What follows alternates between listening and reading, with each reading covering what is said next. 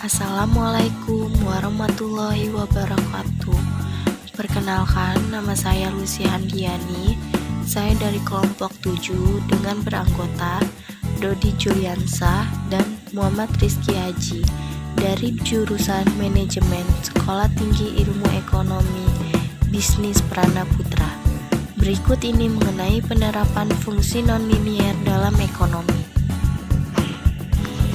Mengenai permintaan, penawaran, dan keseimbangan pasar. Selain berbentuk fungsi linier, permintaan dan penawaran dapat pula berbentuk fungsi nonlinier. Fungsi permintaan dan fungsi penawaran yang kuadratik dapat berupa potongan lingkaran, potongan elips, potongan hiperbola, maupun potongan parabola. Cara menganalisis keseimbangan pasar untuk permintaan dan penawaran yang nonlinier sama seperti halnya dalam kasus yang linier.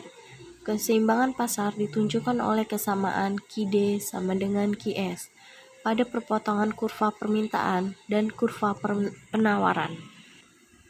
Berikut contoh bentuk kurva permintaan dan penawaran. Fungsi permintaan dan penawaran yang kuadratik dapat berupa lingkaran, potongan elips, potongan hiperbola, maupun potongan parabola. Apabila digambarkan dalam bentuk kurva, untuk fungsi permintaan atau sering disebut dengan QD. QD adalah berupa garis lengkung yang ada pada di gambar tersebut.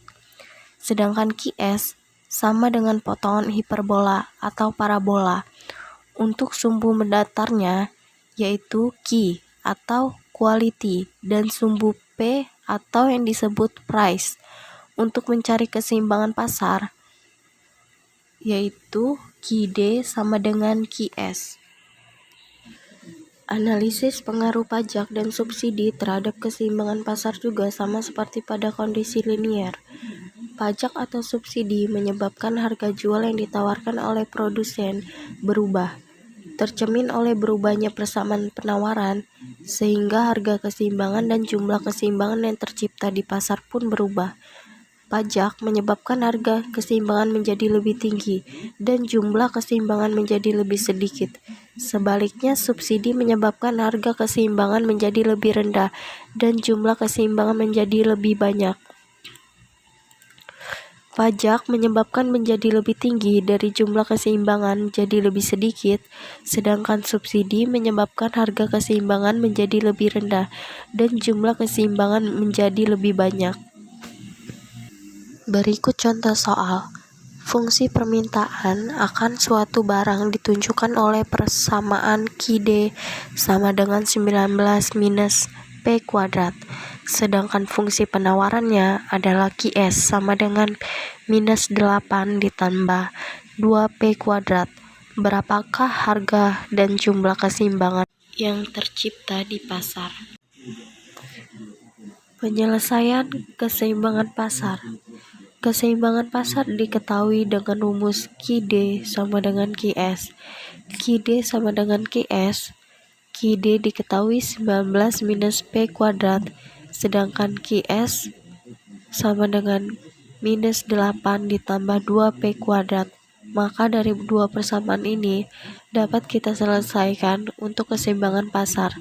19 tetap berada di sebelah kiri. Jadi 19 plus 8 adalah 27. Minus P kuadrat pindah ke kanan menjadi 3P kuadrat. 27 sama dengan P kuadrat, maka P kuadrat adalah 9. 9 itu diperoleh dari 27 dibagi dengan 3. Lalu PE yaitu harga keseimbangan. Setelah ketemu PE, lalu kita masukkan rumus QD sama dengan QS. 19 minus P kuadrat sama dengan 19 minus 3 kuadrat sama dengan Q hasilnya 10 QE. Harga dan jumlah keseimbangan pasar adalah E adalah 10,3.